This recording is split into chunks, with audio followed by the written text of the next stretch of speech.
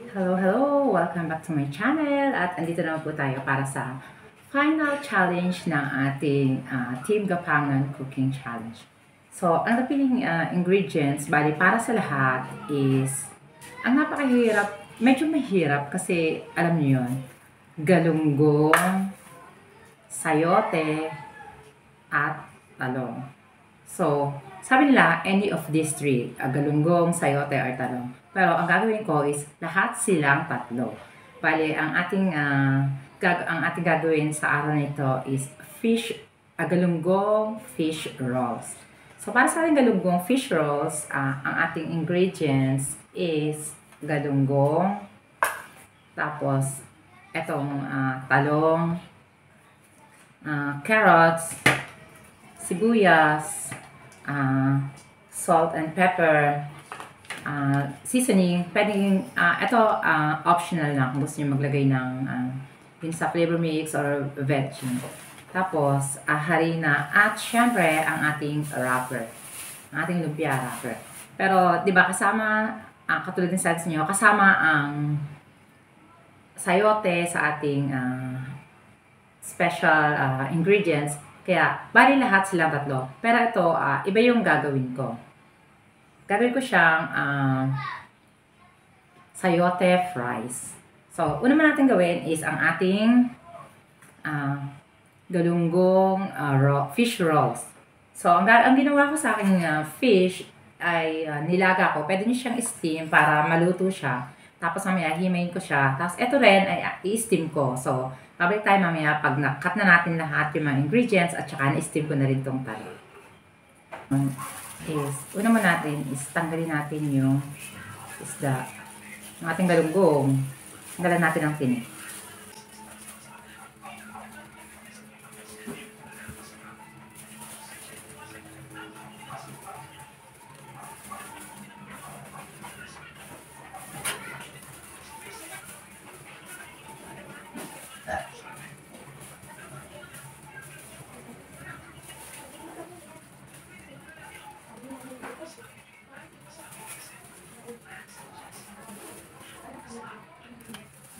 Tapos natin tanggalin yung mga tinik ng ating galunggong.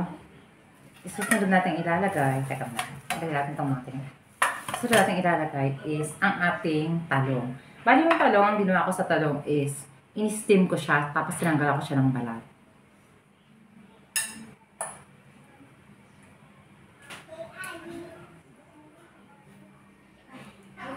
Bali ang talong yung magiging extender ng ating isda. So, isama lang natin siya dito.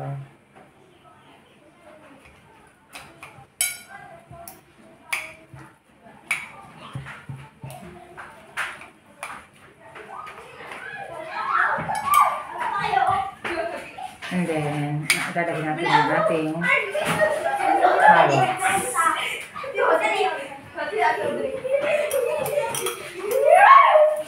Tsaka ang ating sibuyas.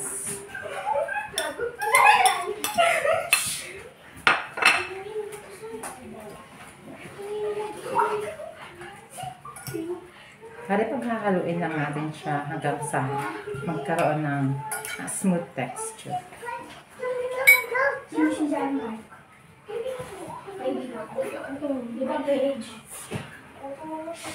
And then, asin, tsaka paminta.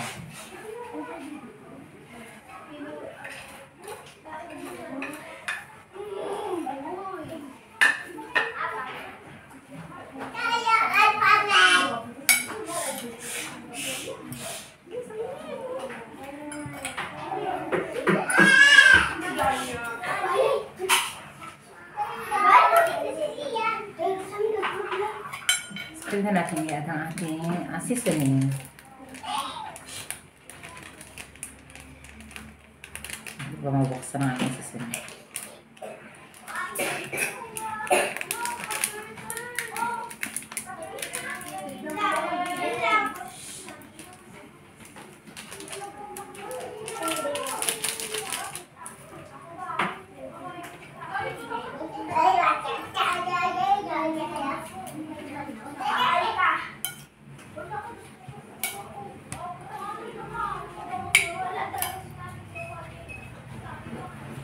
Tapos mag-add rin tayo ng ating flour. Bali, pwede na siguro ang 1 tablespoon to 2 tablespoon.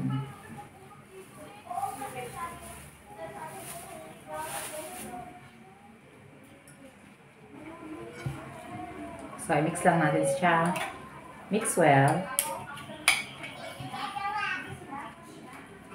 Tapos natin halo-haluin, ganito na siya. Actually, maamoy nyo ang bango-bango niya. Kasi yung ating galunggong plus talong and carrots tsaka sibuyas. So, tayong gumawa ng ating roast. So, kinalahati ko yung aking wrapper. And then, naglagay tayo. Gusto ko kasi gawin siyang bite size only. Para sa mga bata. Ito tala. Dito tayo sa kabilang side. Magsimula. And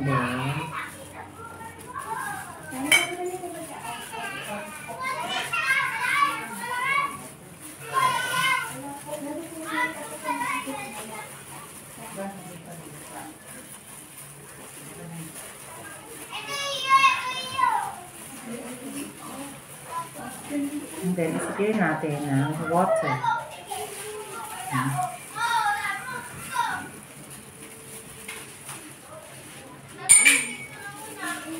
So, continue lang tayo sa paggagawa ng ating fish roll.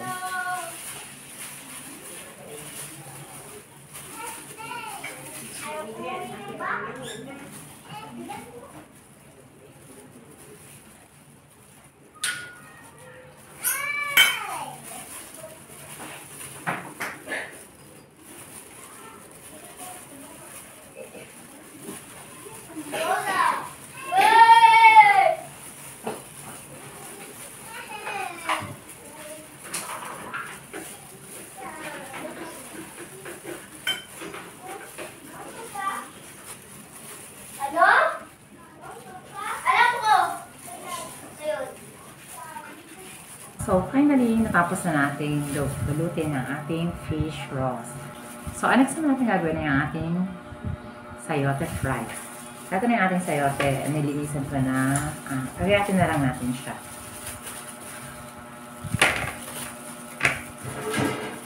So, ang gagawin ko, cut ko siya ng ganon. And then,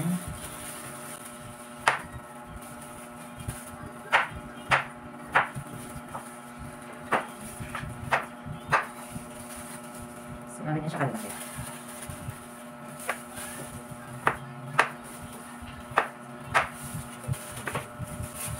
So, pagkatapos natin i-slice din ang ating mga sayote, lalagyan natin siya ng seasoning. Bali, hinugasan ko na to, tsaka drainin.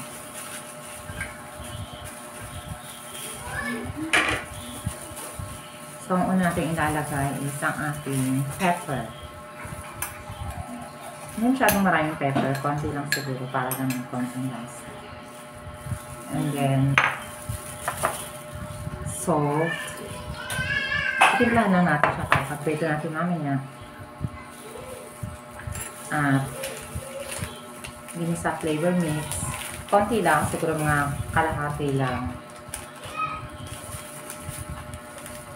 At saka syempre, ang ating flour.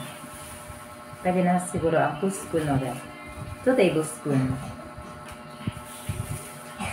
Tapos niya, i-mix natin siya para mag-coat ang ating sayote.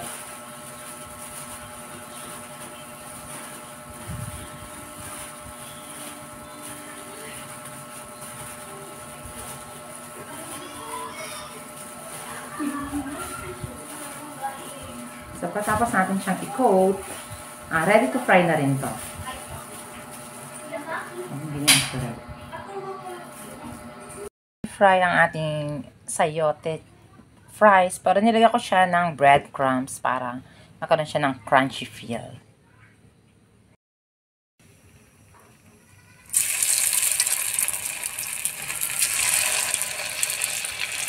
Kailangan natin lutuin ang ating sayote fries.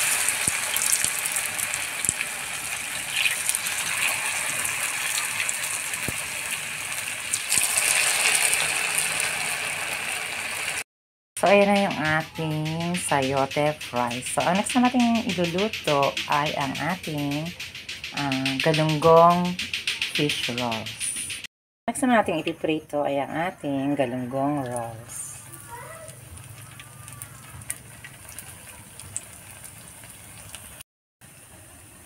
So, lutuin natin siya hanggang mag-golden brown. Lutuin ang ating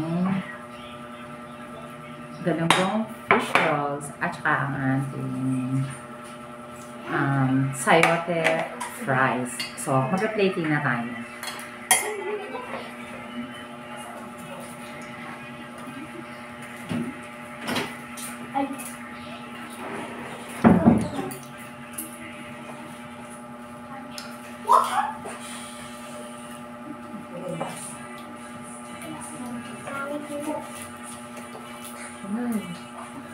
Mamaya pa. Nice. Marami akong niluto kasi marami pong kakain. Hindi sila nakikita nasa side, nag-aabang na. Ito kang mga abangers. Ito ang ating ketchup on the side. At ang ating Tastes like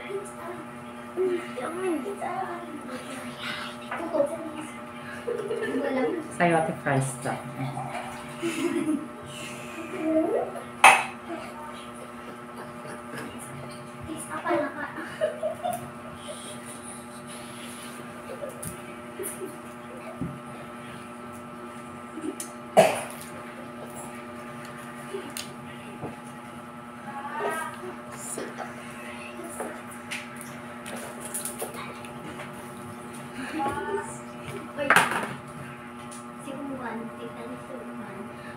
baby, baby.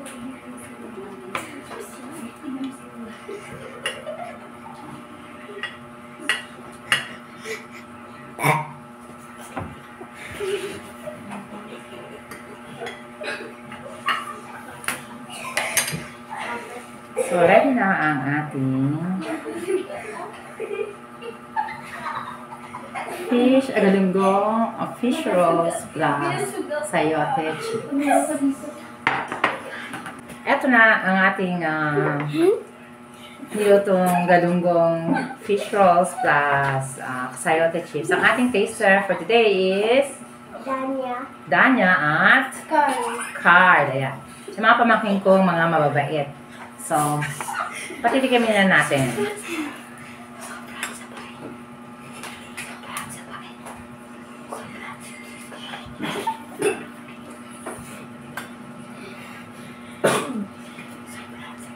O, gusto niyo magsawsaw? Merong atang sawsaw.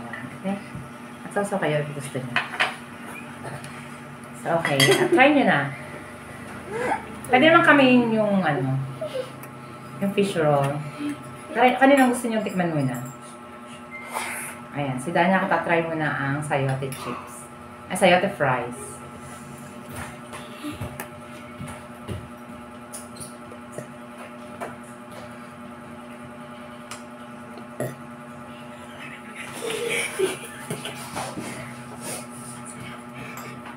Anong lasa ng sayote fries? Masarap po. Anong ang lasa? Masarap, ano? Matamis po. Oo, tama. Kasi trinay ko rin siya kanina, matamis ang sayote pag trinito. Then try naman natin ang galunggong fish roll. Yan, ang fish roll natin. Sausaw niyo kung gusto niyo.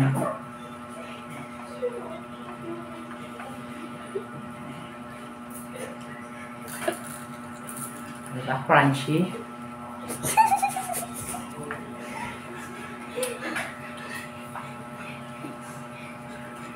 Anong lasa ng ating fish roll? Masarap po. Anong nalalasahan sa loob ng ating fish roll? Isda.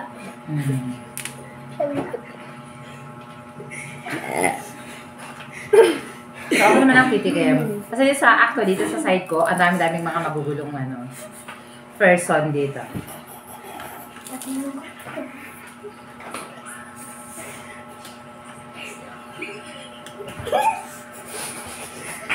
So, nalalasahan ko yung galunggong at saka ang nilagay kong talong. Pagka binigay nyo ng grade, ano yung may halimbawa, ang bibigay nyo yung grade is 1 to 100. Ano magiging grade ng ating fish roll plus sayote fries? Ako po 100. Bakit 100? Kasi po masustansya yung sayote.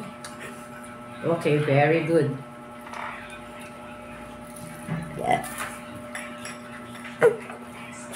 So, habang kumakain kami, kung gusto nyo i-try ang aming recipe, you can check the description below at pwede nyo i-try na pwede siyang ulam, pwedeng pika-pika foods, at syempre, pwede rin pang merienda.